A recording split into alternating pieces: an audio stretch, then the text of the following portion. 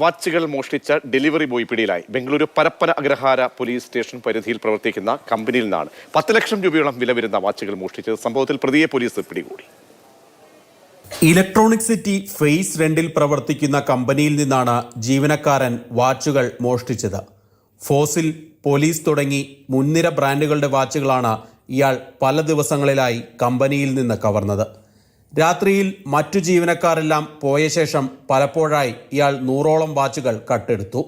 ഇതെല്ലാം പുറത്ത് കൂടിയ വിലയ്ക്ക് വിൽപ്പന നടത്തുകയും ചെയ്തു. സ്റ്റോക്കിൽ കുറവ് കണ്ടതിനെ തുടർന്ന് കമ്പനി ഉടമ നടത്തിയ അന്വേഷണത്തിലാണ് ഇയാൾ കുടുങ്ങിയത്. തുടർന്ന് പോലീസിൽ പരാതി നൽകി. കുഡലു ഗേറ്റിന് സമീപം വിൽപ്പന നടത്തുന്നതിനിടെ ഇയാളെ പോലീസ് പിടികൂടുകയായിരുന്നു.